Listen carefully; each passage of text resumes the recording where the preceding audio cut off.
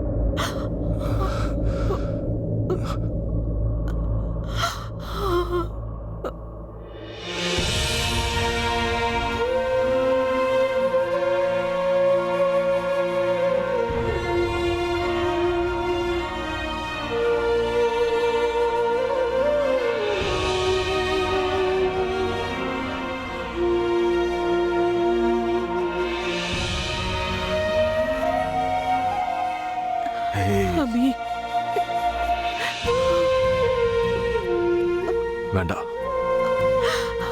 ரெண்டு பேரும் என்ன பண்றீங்க? உங்க பேத்தி எனக்கு தைரியம் சொல்லிட்டு போனா அந்த தைரியத்தை நீங்க போக்க வந்திருக்கீங்களா? இத பாருங்க, எனக்கு ஒண்ணும் இல்ல. ஓகே? என்ன ஓகேங்கிற? உன் முகத்தை பாத்தியா நீ? ஒரே நாள்ல உன் முகம் எப்படி வாடி போயிடுச்சு தெரியுமா? தைரியமா இருக்கிற மாதிரி நடிச்சுக்கிட்டு இருக்கா.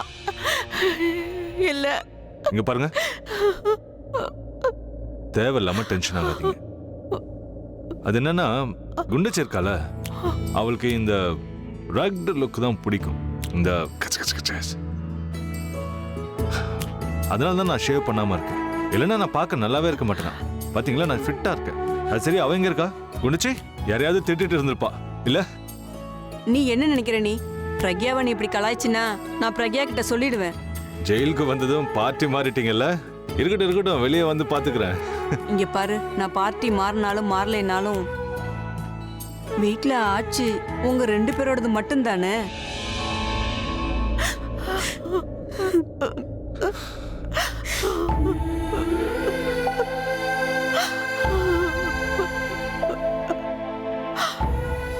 இத பாரு பாபி, நான் போய் நல்ல ஜோசியரா பார்த்து உன்னோட ஜாதகத்தை காட்டுறேன். என்ன என்ன பாட்டி, ஜோசியரே உங்களை பார்த்து சிரிப்பாரு. ஏன்?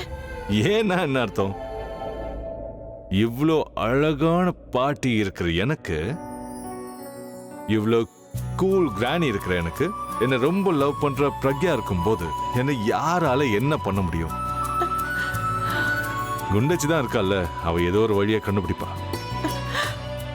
ஆமாப்பா, இங்க உனக்கு தைரியத்தை கொடுத்துருக்கா. வீட்டுல பாவம் அவ எல்லாரையும் சமாளிச்சுக்கிட்டு இருக்கா. என்னன்னு சொல்றது? நேத்தவ வந்திருந்தால, என்ன நல்லா திட்டிட்டு போனான். நான் கோர்ட்ல என்ன பேசணும் என்ன பேசக்கூடாதுன்னு சொல்லிட்டு போனான். இந்த மாதிரி டீச்சர் இருக்கும்போது ஸ்டூடெண்ட்ஸை யாரால என்ன பண்ண முடியும்?